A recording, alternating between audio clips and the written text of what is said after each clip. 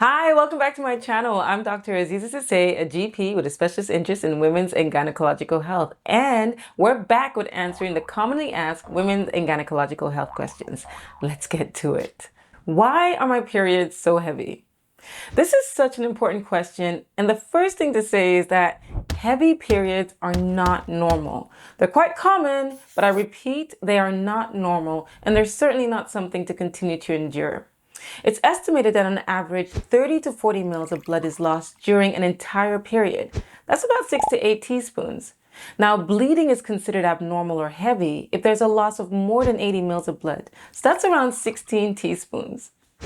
Now you're probably wondering, what exactly is that supposed to look like on a tampon or a pad? I totally get it. The general rule of thumb is this.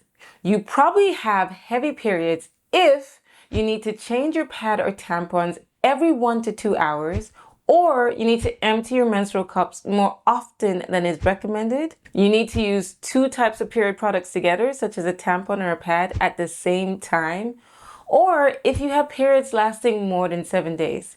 If you're passing clots larger than about 2.5 centimeters, that's about the size of a 10p coin. If you bleed through your clothes or bedding, or you're needing to put a towel on your sheets because of the bleeding.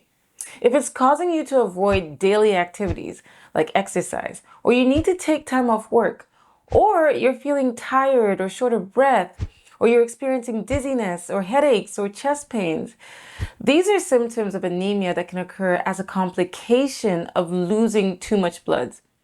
All of these symptoms can mean that you have heavy periods. And if you experience any of these things, please know that it is not normal and it needs to be assessed. And that's even if heavy periods run in your family or this is what your periods have been like ever since they started. An assessment is needed because there are possible underlying causes that can lead to heavy periods. And most importantly, there are treatment options that can help manage your symptoms. So please don't suffer in silence. There are several factors that can contribute to heavy menstrual bleeding, and these include hormonal imbalances, so conditions that cause fluctuations in hormone levels, particularly estrogen and progesterone. This can affect the thickness of the womb lining and the frequency and intensity of the bleeding. Polycystic ovarian syndrome, PCOS, or thyroid disorders can disrupt the hormonal balance and lead to heavy periods. Structural issues in the womb, such as fibroids, which are benign, non-cancerous growth in and around the womb, polyps, or conditions such as adenomyosis, where the womb lining grows into the muscular wall of the womb. These conditions can interfere with the normal shedding of the womb lining and lead to excessive bleeding. Other medical conditions such as bleeding disorders like von Willebrand disease, liver or kidney disease, pelvic inflammatory disease, or endometriosis can also contribute to heavy periods. Rarely, cancer such as womb cancer can also cause heavy periods, particularly if this is new. And it's why it's crucial to know and understand your normal. And if you notice any new changes, please get them checked out. There are also lifestyle factors which can contribute to heavy bleeding, such as stress, yes, stress, having a poor diet, not doing any exercise, or having significant weight fluctuations. So how can we manage these heavy bleeding? Well, I'd encourage you to see your doctor who will do some assessments to ascertain the underlying cause of your heavy bleeding and recommend treatment options to manage it.